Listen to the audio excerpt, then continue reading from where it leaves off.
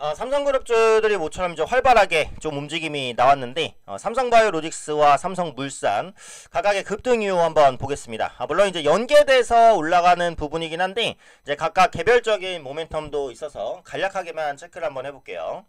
자, 우선 삼성바이오로직스의 급등은 이제 인적 분할로 CDMO 시밀러 사업을 분리하는 이슈다라는 건데 그동안 이제 삼성바이오로직스에는 삼성바이오에피스라는 자회사의 가치가 녹아 있었습니다.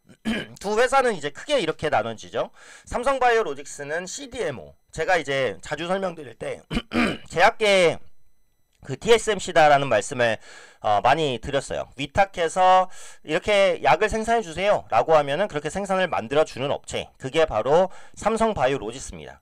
근데 이제 삼성바이오에피스는 셀트리온과 비슷한 이제 바이오 시밀러를 만드는 업체입니다. 오리지널 의약품과 최대한 같은 성능의 이제 복제품을 만들고 가격을 한 20%에서 30% 정도 싸게 파는 것. 그래서 CDMO와 바이오 시밀러는 이제 엄연히 좀 다른 분야죠. CDMO는 이렇게 만들어 주세요 하면 그대로 만들어 주는 거고, 바이오 시밀러는 오리지널 의약품과 효능은 똑같지만 좀 더 싼 의약품을 만드는 겁니다. 그래서 기존의 삼성바이오로직스는 삼성바이오에피스의 가치가 녹아 있었는데 이 삼성바이오에피스를 인적 분할한다 라는 겁니다. 분할에는 물적 분할과 인적 분할이 있어요. 물적 분할은 단순히 그냥 사업을 딱 띄는 거고, 인적 분할은 지분 구조까지 나누는 겁니다.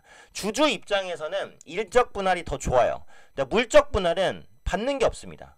자, 예를 들어 볼게요. 자, 내가 삼성바이오로직스의 주주입니다. 삼성바이오로직스의 주주인데 물적 분할로 삼성바이오에피스를 상장시킨다라고 해볼게요. 그러면 삼성바이오로직스 주주 입장에서는 삼성바이오에피스의 지분을 가져갈 수가 없어요.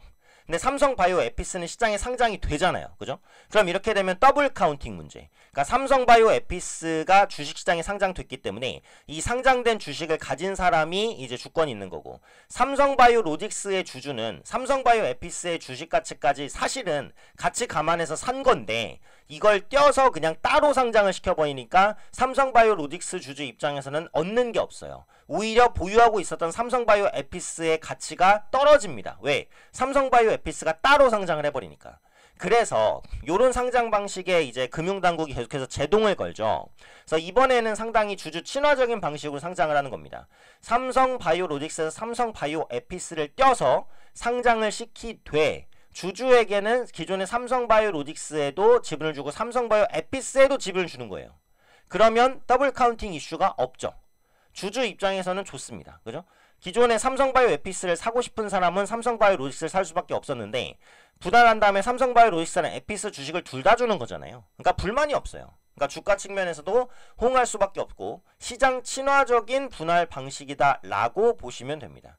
그래서 여기서 도식화된 게 있는데 기존의 주주는 삼성바이오로직스를 지배하고 삼성바이오로직스가 간접적으로 삼성바이오에피스를 가지고 있었어요. 근데 이제 분할하면 삼성바이오로직스의 지분도 갖고 삼성바이오에피스를 지배하는 삼성바이오에피스 홀딩스의 지분도 가지게 됩니다. 궁극적으로는 양사를 각각 소유하는 형태가 됩니다. 이게 바로 인적 분할이라는 거고요. 주주 친화적인 형태입니다. 그래서 여기 기사 보시면 고객의 잠재적 우려 불식, 각사 기업 주주 가치 재고. 여기서 이제 잠재적 우려는 여러 가지가 있겠지만 삼성바이오에피스가 따로 상장을 했을 때 삼성바이오로직스의 지분만 가지게 되는 게 우려스러울 수도 있는 거죠. 근데 지금 각각이니까 긍정적인 효과가 나온다라고 보시면 될 것 같고요. 그래서 기존 주주는 정해진 분할 비율에 따라서 양사 주식을 타 수령을 하게 됩니다. 이게 바로 인적 분할입니다.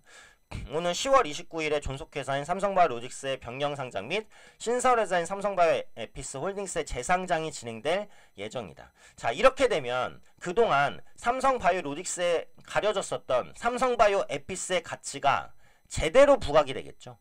그래서 그런 부분이 반영되면서 삼성바이오로직스의 주가가 상승을 했다. 이렇게 보시면 되겠습니다. 그러니까 삼성의 그 저평가될 수 있었던 부분이 계속해서 해소되는 국면으로 진행이 되는 거예요. 그러니까 주가 측면에서도 주주 친화적인 방식에 있어서도 그리고 올바른 자본시장법에 있어서도 긍정적이다 라고 보시면 되겠습니다.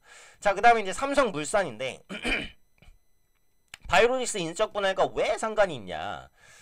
삼성물산은 삼성그룹 지배구조의 정점에 있는 기업입니다. 근데 그럼에도 불구하고 계속해서 저평가를 받아왔어요. 이게 바로 지주회사 디스카운트라고 보셔도 크게 다르지는 않아요. 근데 이번에 삼성바이오로직스랑 삼성바이오 에피스를 꺼냈잖아요. 꺼내면서 제대로 된 평가를 받을 수 있는 가능성이 높아졌잖아요.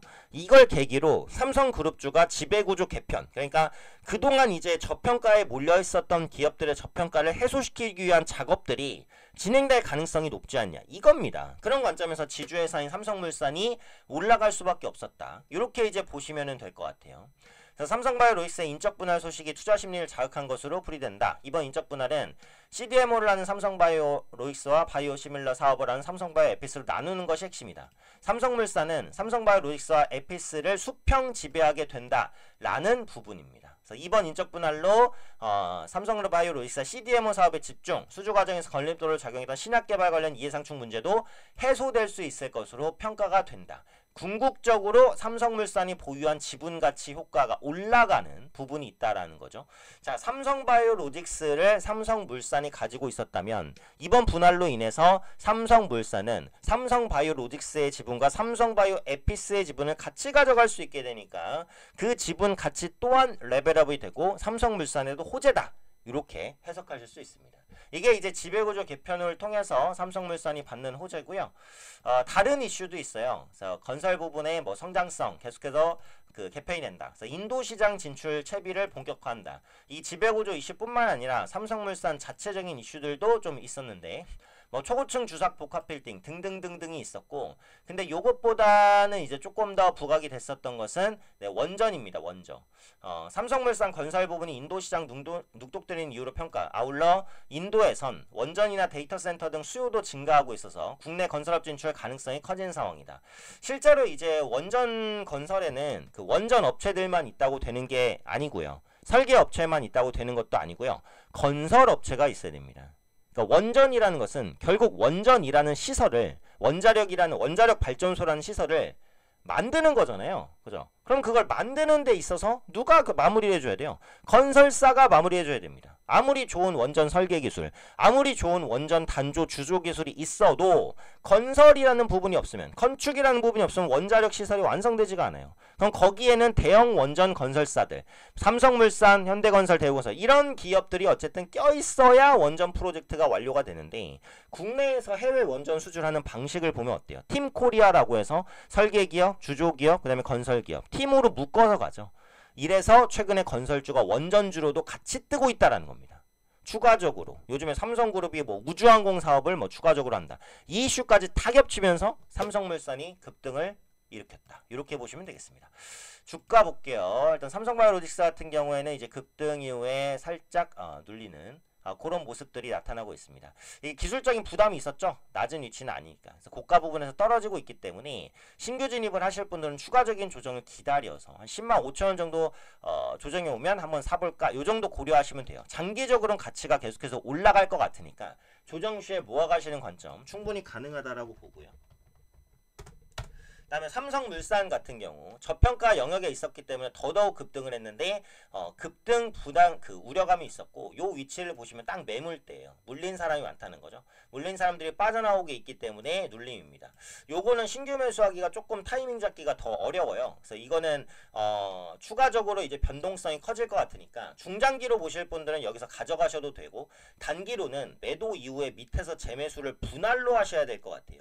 기술적인 흔들림이 있었습니다. 지배구조 개편 이슈, 원전 이슈, 그 다음에 이제 뭐 우주항공 진출 이슈, 굉장히 많은 긍정적인 이슈들이 있지만 단기간에 바닥에서 올라온 만큼 매물대 소화는 필요해서 한 번에 치고는 못 가요. 궁극적으로 올라갈 수 있다고 하더라도. 그래서 지금은 보유하고 계시면 아주 길게 보실 분들은 가져가셔도 되고, 아니면 잠깐 잘랐다가 밑에서 다시 사는 관점. 신규로 보실 분들은 지금 타이밍이 애매하고요.